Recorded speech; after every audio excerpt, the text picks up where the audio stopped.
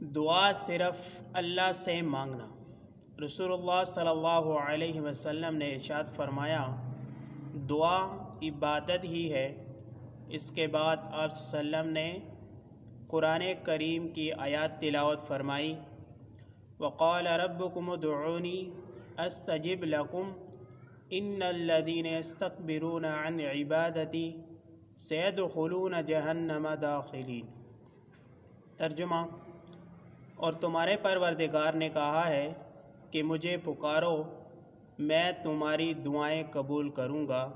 بے شک جو لوگ تکبر کی بنا پر اللہ سے مانگنا۔ رسول اللہ صلی اللہ علیہ وسلم نے ارشاد فرمایا، دعا عبادت ہی ہے۔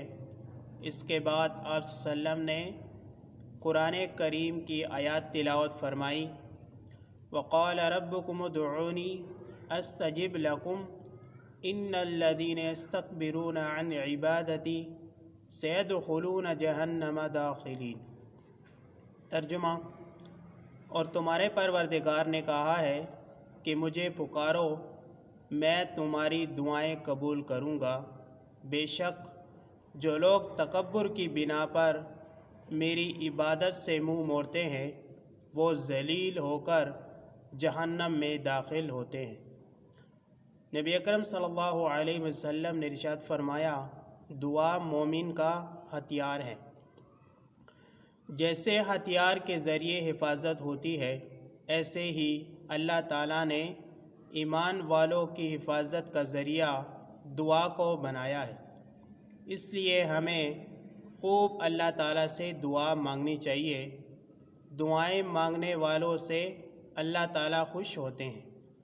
دعاؤں کے ذریعے اللہ تعالیٰ ہمارے کام بناتے ہیں۔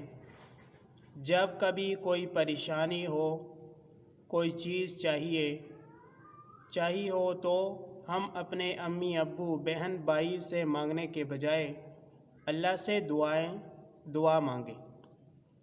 ایک مرتبہ حضرت بقیہ بن مخلد رحمۃ اللہ علیہ کے پاس ایک عورت آئی اور کہنے لگی، میرے بیٹے کو انگریزوں نے قید کر رکھا ہے۔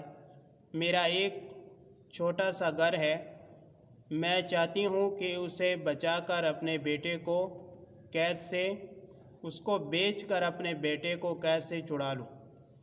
آپ کسی سے کہہ دیجئے کہ میرا گھر خرید لے، اس لیے کہ میرے دل کو سکون اور راتوں کا چین ختم ہو چکا ہے۔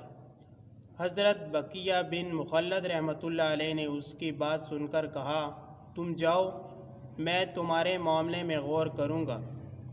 اس کے بعد وہ سر جھکا کر بیٹھ گئے اور اس کی رہائی کے لیے دعا مانگتے رہے۔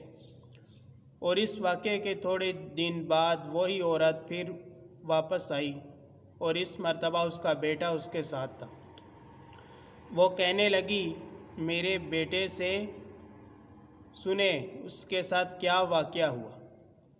حضرت بقیہ رحمۃ اللہ علیہ نے واقعہ پوچھا تو وہ کہنے لگا، مجھے بادشاہ نے ان قیدیوں کے ساتھ شامل کر دیا تھا جن کے پاؤں ہمیشہ زنجیروں سے بندھے رہتے اور وہ بادشاہ کی خدمت کرتے تھے۔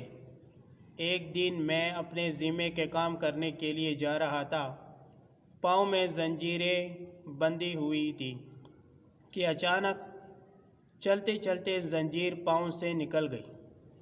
مجھ پر جو سپاہی مقرر تھا وہ مجھ پر غصہ ہونے لگا اور پاؤں سے زنجیریں کیوں نکالی؟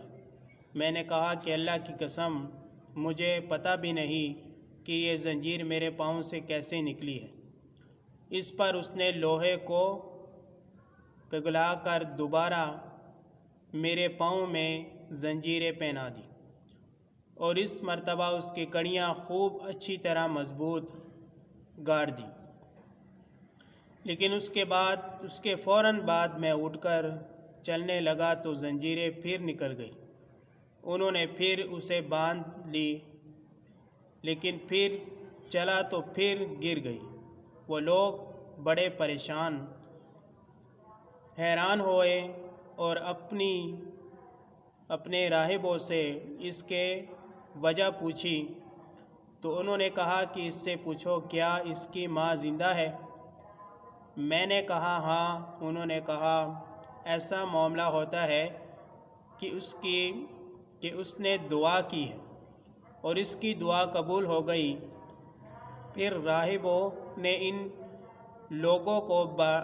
لوگوں نے مشورہ دیا کہ اب اسے چھوڑ دیا جائے، اس لیے کہ انہوں نے مجھے چھوڑ دیا اور میں یہاں واپس آ گیا۔ حضرت بقیہ بن مخلد رحمۃ اللہ علیہ نے زنجیریں گرنے کا وقت پوچھا تو یہ ٹھیک وہ وقت تھا جب انہوں نے اس کی رہائی کے لیے دعا مانگی۔